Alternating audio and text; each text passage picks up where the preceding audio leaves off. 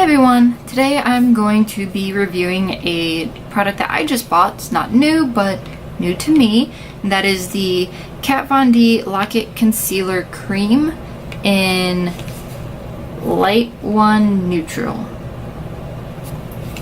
And it comes in a very small box. And let's open it up. Okay, I'll open it from the bottom.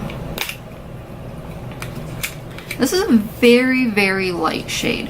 So I've swatched it in Sephora a couple times and finally bit the bullet to buy it. Bit the bullet to buy it. As you can see, it looks a lot, the design is very similar to other Kat Von D products. It is extremely pale, which I am as well, and has sort of doe foot applicator that's a little kind of slanted and triangular shaped. And let's do a quick swatch here. And I'll compare it to some other ones. It's supposed to be neutral. It looks like it might be a little pinkish, but it's not too bad. I think I can make it work. I'll compare it to a couple other ones I have that are too dark because it's just impossible for me to find anything. First I'm going to compare it to the NYX HD Studio Photogenic Concealer in CW02 Fair. And it's a pretty nice kind of neutral sort of color. It's not bad. It just doesn't quite work out for me. And actually, comparing the two, it is crazy dark. The other one is going to be the CoverGirl Ready Set Gorgeous Concealer in Fair. Probably won't actually be able to read that because that is... I'll just drop it, that's all. Yeah, it's the CoverGirl Ready Set Gorgeous Concealer in Fair, which is the lightest shade that they have. And the next one is not the lightest, it is the second lightest. Because I used to think I was a little more cool toned because I have a lot of redness in my face. But I'm kind of neutral leaning warm maybe. I feel like warmer colors end up looking better. But here are the swatches. This one is the Kat Von D, this is the NYX, and this is CoverGirl. So you can see the NYX one just looks straight up orange on me. It is very dark. And the Kat Von D and the CoverGirl are much closer, but the CoverGirl still ends up very, very dark on me. Like you can kind of start to see the lighting isn't the... There we go, now it's a little bit of shade in there. You can kind of see how different they are. It is crazy how dark most concealers end up looking. So I try to put it under my eyes and it does not work. It ends up looking awful. So I'm going to be trying out the Kat Von D concealer today. I'm so excited. To tell you a little more about it, it is, was it $26? Yeah, it was $26. Comes in 0.22 ounces, whereas the NYX concealer comes in 0.11 ounces. So it's twice as much and costs, I think, a little bit over twice as much. I think the NYX one is like $7, so maybe about 3 times as much. But it definitely is much lighter and comes with a little bit more, so we will see how well it works. Now, to start out, I've already washed, moisturized, and put sunscreen on. I tend to not use primer because my sunscreen leaves a nice kind of feel on my face, and it's still early, so sunscreen is going to be necessary. The foundation that I use is the NYX Total Control Drop Foundation in the shade Pale, which is the lightest shade that it comes with, and it might as well be off-white. This stuff is seriously pale. It's definitely a little bit more kind of warm toned than the concealer is, but I think we will be able to make it work. I think it'll be close enough. Maybe not for under eye. I don't know. We'll see. You will find out. So I'm gonna shake the foundation up because that's definitely important with the drop foundation. If you haven't seen this before, it comes in 0.43 fluid ounces and it retails for about $13-14, somewhere around there, I think. If you go to, like, it's available at Ulta, Target, I've seen it at my local Target. None of my local CVS locations really have NYX products, so I can't comment there, but I know Ulta is always having sales. A lot of times there's buy one, get one half off, or, you know, something like that for NYX products, so that's always a good option.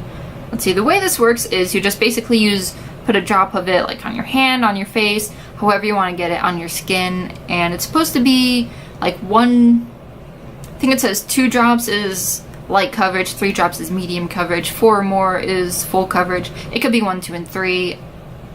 I don't remember. I don't have the box anymore.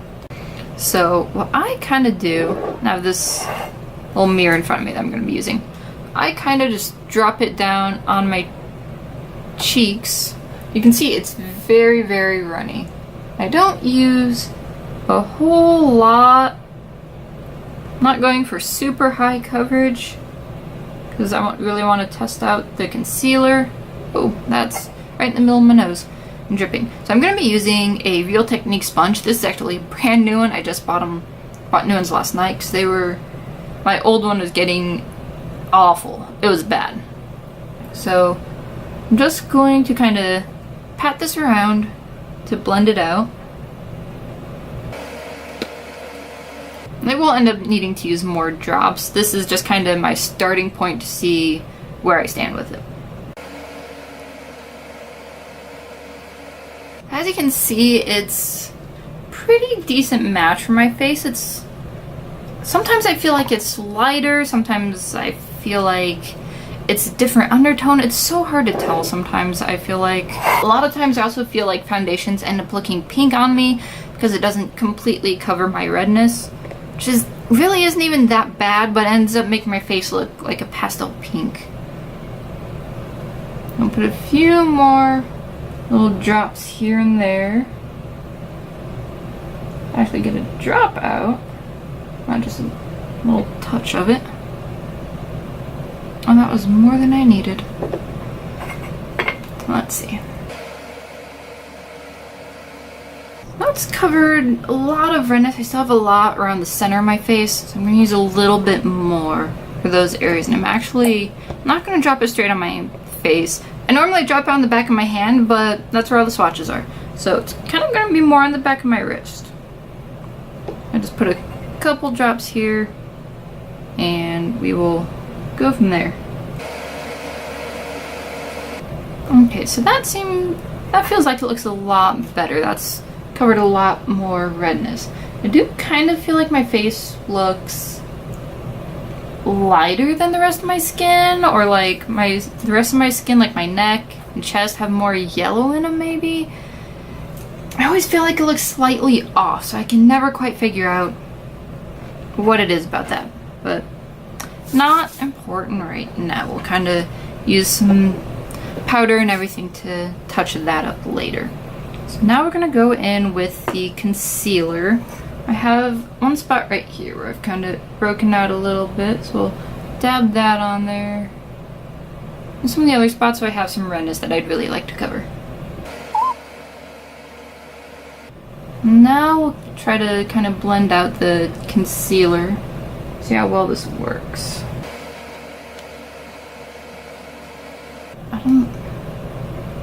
Looks like it might be lighter than my foundation. I don't know. That's kind of strange. Well, like I said, we're gonna have some powder on top of this. I don't use a translucent powder. I tend to use actually a powder foundation as a setting powder.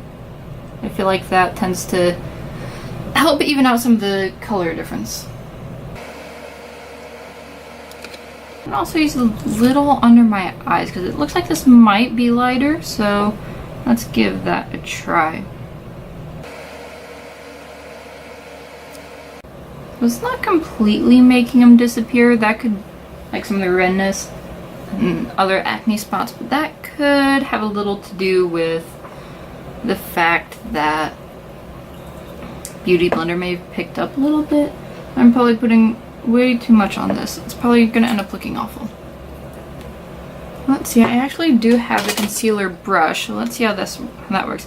This is the Real Techniques Deluxe Concealer Brush. So let's kind of tap it with that. Oh, that seems to work much nicer. It seems, maybe, I don't know if you can quite catch it on camera, but it seems like that worked a lot better. The brush might be my friend for this. Oh, I just made that worse. It seems like it's worked decently well. So then, like I said, I like to go in with a foundation powder, so I use the Maybelline Fit Me Matte and Poreless Powder Foundation in 110 Porcelain. It is a little dark for me, but it kind of balances out because the foundation does seem like it might be a little light on me, but also gives it a little bit of extra coverage. So I'm gonna kind of set my foundation. Oh, and I am using the e.l.f. complexion brush to use the powder. So the curse of using a Sony camera is they tend to overheat. So I just, while my camera's off, I set my under eyes and kind of my smile lines with the same powder that I was using on the rest of my face, the Maybelline Matte and Poreless Powder Foundation. And I used my Real Techniques sponge. That's something I hadn't tried yet, and I kind of like how it turned out. So we'll see how that holds up through the day, because I've never done it before, but I see people doing it, so I've always been kind of curious. Next, I'm going to do blush. I'm keeping it pretty simple today. I don't want to do a whole lot. So the blush I'm going to use is the Wet n Wild Color Icon in Mellow Wine. And I use the e.l.f. blush brush. I really like the e.l.f. brushes because they're pretty inexpensive. This stuff though is super pigmented, or at least it's a darker color, so on my skin it tends to look way dark. So I tend to just kind of tap it in there like that, and you can kind of see how much I have on the brush there.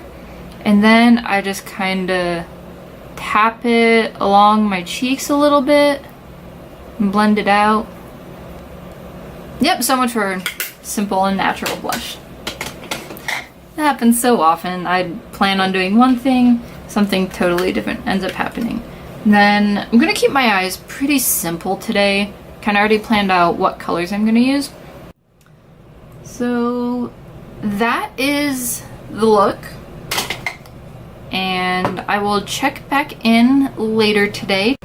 Alright, so I forgot to mention the time earlier. It was probably about 2:30, 3 o'clock when I was recording. Probably about 3 o'clock when I finished earlier. It is about 7:45 right now. It is 7:42, and as you can see, concealer doesn't look cakey in the areas I had it. I had it under my eyes. I think this one had a little bit of creasing, but nothing too bad.